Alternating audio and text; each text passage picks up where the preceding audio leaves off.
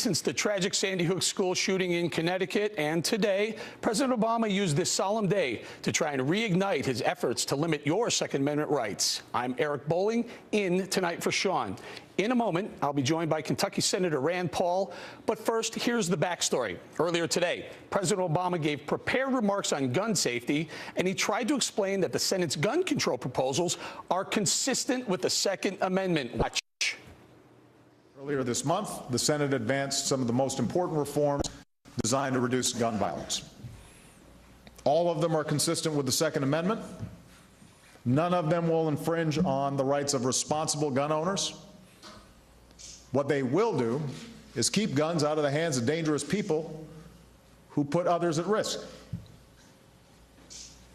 And this is our best chance in more than a decade to take common sense steps that will save lives. Wow. This is our best chance. Unfortunately for the Obama administration, not all law-abiding gun owners agree. But he didn't stop there. President Obama even went so far as to say that his proposals are not controversial. Watch. None of these ideas should be controversial. Why wouldn't we want to make it more difficult for a dangerous person to get his or her hand on a gun? Why wouldn't we want to close the loophole that allows as many as 40% of all gun purchases to take place without a background check? Why wouldn't we do that? And if you ask most Americans outside of Washington, including many gun owners, some of these ideas, they don't consider them controversial. Unfortunately, Mr. President, some of the measures you are proposing are controversial and will limit the Second Amendment rights of law-abiding gun owners. Joining me now to explain is none other than Kentucky Senator Rand Paul. Welcome to the program, Senator. Glad to be with you, Eric. All right, Senator, first, please, your reaction to President Obama's claims earlier today. Well, you know, I'm still really saddened and disappointed by the whole thing. You know, the shooting was just a horrible tragedy. I have 3 kids, and my heart goes out to those families. I don't know how they can be made whole again. I don't know how you can ever forget your kids being killed at school. That being said, I think it's a mistake for either side to politicize this. You know, the president uses them as a backdrop and drama for getting some kind of political will. But my question to the president is, call me if any of your reforms would have saved those kids at Sandy Hook. If anything he's proposing would have changed the outcome, I'll listen to him. I haven't heard one proposal from him or Harry Reid that would have saved one life. And I'm all for saving lives, and I think it's a real and horrible tragedy. But I think it's a mistake to play on these victims and the emotions of their tragedy when nothing he's proposing would change one iota of what happened. Senator, you bring up Senator Harry Reid, Senate Majority Leader Reid. He's going to bring a bill to the Senate floor, I guess, within days, in the next couple of weeks or so. Tell us about your plans for that bill specifically. Will you filibuster? Let me ask you point blank. Will you filibuster that? We plan on making them have at least 60 votes to pass any legislation that may abridge the Second Amendment. So we will fight tooth and nail and use every parliamentary procedure to stop that from happening. We have a lot of things on the books that the president says he wants to enhance. Many of these can be enhanced without any legislation. Background checks already do work. We already have rules that say mental health statistics need to come from the states into the data bank. Interestingly, some of the most pro-gun control states in our country are the ones not giving up their mental health information. So I think there's a lot of room where things could be improved, but unfortunately, still none of this would have changed the outcome. In fact, the only thing that would have changed the outcome, potentially changed the outcome, is something that so many people don't want to hear, and that's self-defense.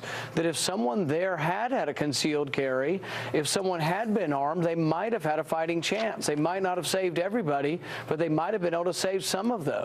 Well, Senator, you sent a letter to Senate Majority Leader Harry Reid. If I could just pull up a line from that letter, you say, we will oppose the motion to proceed to any legislation that will serve as a vehicle for any additional gun restrictions. Sir, I just want to get this straight. Will you or will you not use the Senate floor and filibuster this bill before it goes to a vote?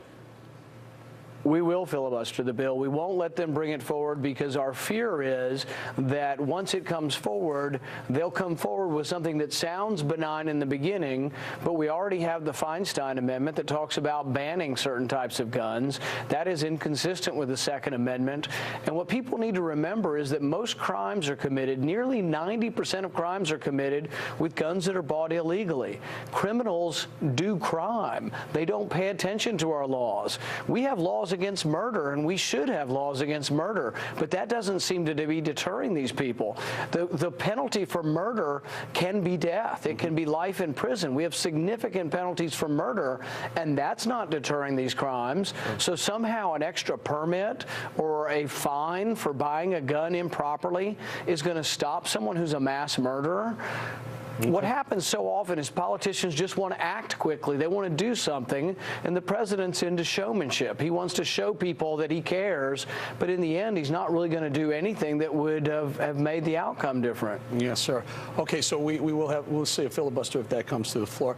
Mayor Bloomberg is spending $12 million of his personal fortune to stake out a position on guns. Sir, could you give us your reaction to the big city mayor? Specifically, is he a hypocrite? After all, he has quite a bit of security contingent that are loaded with guns.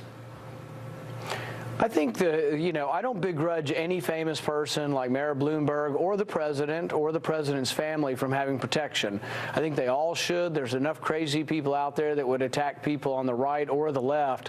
But I think when you are being protected by people who have weapons, who are responsible people, I can't see why you would be opposed to that for other people. And so, yes, many rich Hollywood celebrities have armed guards with them at all times, and then many regular people who live in a poor neighborhood, who have a business in a poor neighborhood, and a neighborhood that may have higher crime, those people have to suffer the vicissitudes of violent crime without protection sometimes because of gun control laws. So yes, I think there is a certain amount of hypocrisy. Sure. Okay, sir. I love my Kimber 1911 .45 caliber, and I also love my Browning over/under shotgun. What's your favorite firearm? I'm a good old shotgun guy, and I grew up not being really much of a hunter or a marksman or anything like that, but I would shoot skeet and still do shoot skeet on occasion with friends. All right, Senator, before we let you go, very quickly, is the leadership behind you, McConnell, Boehner, Cantor, did they stand with you, sir? I haven't seen any signs of the cracks breaking or any kind of fissure within the Republican Party.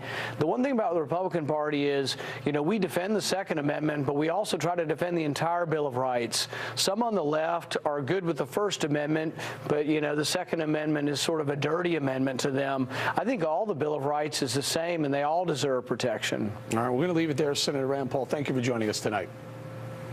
Thank you. All right, still ahead, Governor John Sununu.